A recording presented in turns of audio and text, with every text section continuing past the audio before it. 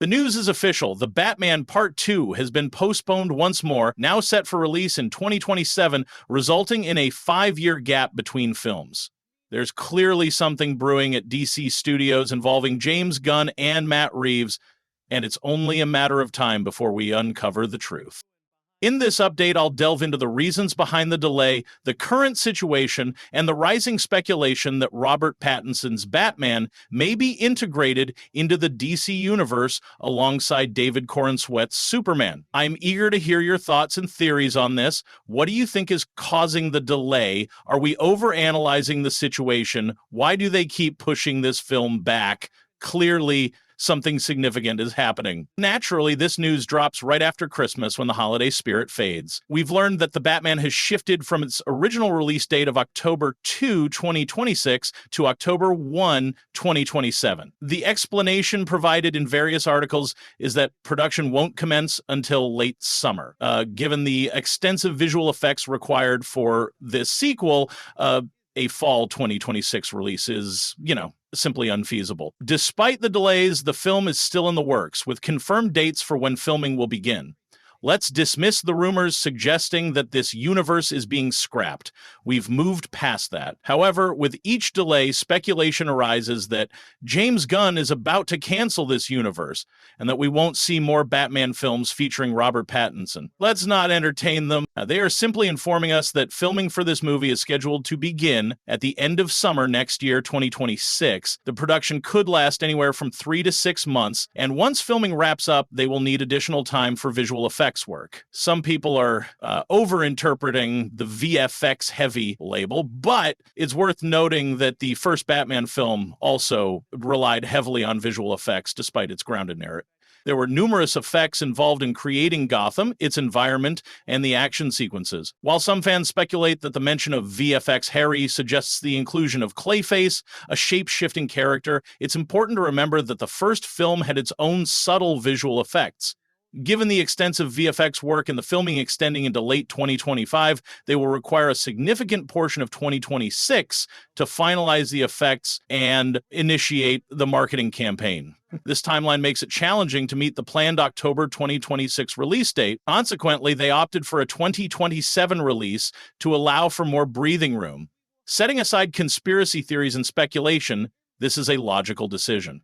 Matt Reeves is also known for taking his time with the writing process. For those who followed the production of the first Batman film, there were rumors of Warner Brothers expressing frustration with Reeves, urging him to deliver the script so they could commit filming. Matt Reeves was announced as the director in 2017, yet the film didn't hit theaters until 2022, resulting in a 5-year gap. Matt Reeves is no stranger to this situation. However, it raises concerns about the release timeline for The Batman Part 3, which could mean another 5-year gap. If that's the case, we might not see it until 2033. Honestly, who knows who will still be around by then. I just asked you how it's going with writing, and you said slow, and I think that's a wonderful quality because you care so much. It's wonderful, except for the speed of getting something done. I would never do it the way I'm doing it, except that that's the only way I know how to do it. On a serious note, this is just how Matt Reeves works. It's part of his filmmaking process, and ultimately, the quality will reflect that effort, making the wait worthwhile. Still, I can't help but wish, like some fans do, that the delay is due to him also crafting the script for Part 3, leading to a back-to-back release of Parts 2 and 3. That would certainly explain the holdup. Before diving into fan theories and speculation about whether this will connect to the DC universe, there's a small official note to mention. The Hollywood Reporter has clarified that the Batman Part 2 is currently untitled, having previously been referred to as The Batman Part 2. This means the next Batman film might feature a subtitle, rather than just being called The Batman Part 2,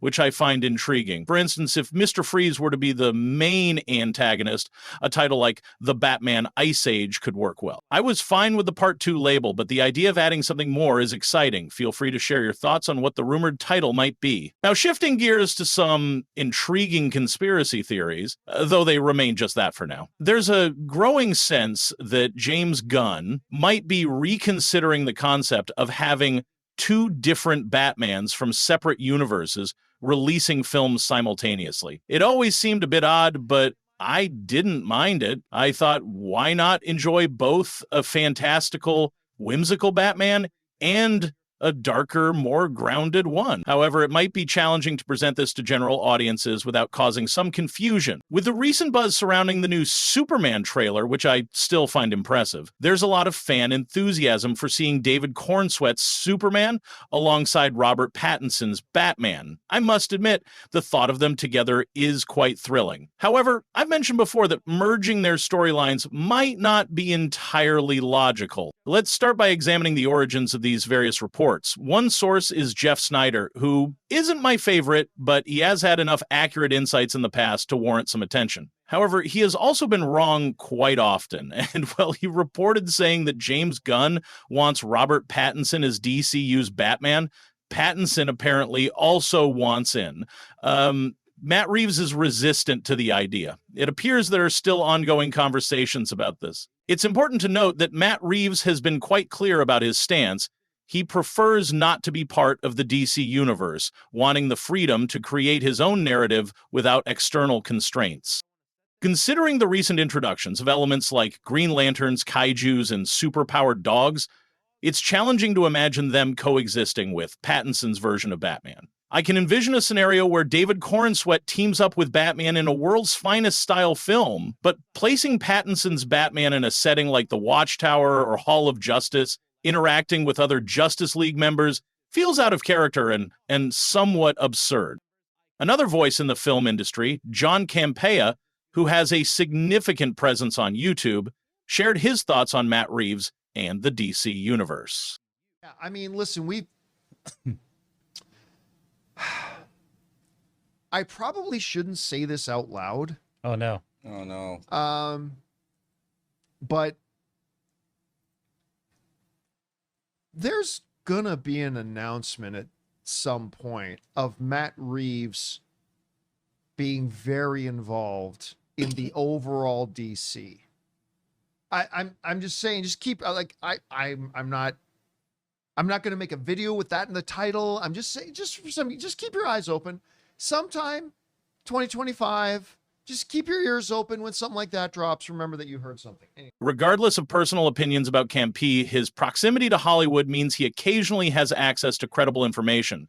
He was the one who leaked the Spider-Man photos that gained widespread attention. Additionally, Viewer Anon, a source known for reliable updates on projects like Scream and Saw, has also mentioned something regarding The Batman, which he shared via Twitter. Don't be too hard on Reeves. Things are going on. There are reasons it's taking so long for The Batman Part 2 script to be finished. He's not just procrastinating promise. But there seems to be some intriguing developments regarding James Gunn and Matt Reeves, particularly in how they might be collaborating or merging the Batman universe with the DCU, even if it's not directly within those two universes. Because recently, a live-action Clayface solo film was announced, set for release in 2026, with Mike Flanagan writing and Matt Reeves producing. While it's been stated that this project belongs to the DCU and not Reeves' universe, one has to wonder if there's an impending announcement that would place Reeves in charge of all Batman projects. Could it be that negotiations took place where Reeves agreed to integrate his Batman into Gunn's DCU, provided he retains control over all Batman narratives within that framework? It's plausible that Reeves might be cautious, but if he secures the authority to approve Batman's appearances, like in a Justice League film, he could stipulate what the character can and cannot do. This level of oversight might be sufficient for him to agree to the collaboration. Adding to the complexity, just before the news broke about the Batman's delay, Andy Muschietti provided an update on Batman Brave and the Bold during a podcast interview. In a translated segment, he revealed that his film has also faced delays, suggesting he might take the opportunity to work on another project outside the DCU until things are clarified. It raises questions about the current state of Batman projects and what's really happening. And I'm just like, man, now they're delaying Batman Brave and the Bold also? What's going on here? Something is definitely brewing. There must be some discussions happening behind the scenes regarding whether to proceed with Batman Brave and the Bold or to complete the Matt Reeves trilogy first. If they choose the latter, we might not see Batman Brave and the Bold until 2040, considering Matt Reeves' writing timeline. Who knows if the DC universe will even be relevant by then. It's quite suspicious, and clearly things are in motion. In a recent update, James Gunn addressed the delay, providing a clearer explanation. He stated, "Sure, yes, it is true. The only reason for the delay is there isn't a full script. Those of you who follow me probably know that already. Matt is committed to making the best film he possibly can, and no one can accurately guess exactly how long a script will take to write. Once there is a finished script, there is around 2 years for pre-production, shooting, and post-production on big films. This reasoning makes perfect sense. I completely get it. While this could all be much ado about nothing, it's certainly intriguing to ponder. It's a strange situation, to say the least. I just wanted to share my thoughts and present all the information we have. Now, I'm curious to hear your opinions. Do you think the delay is genuinely due to the reasons given, or is there something more going on behind the scenes that we'll uncover soon? Don't forget to like and subscribe. As always, I'm Andrew. Take care.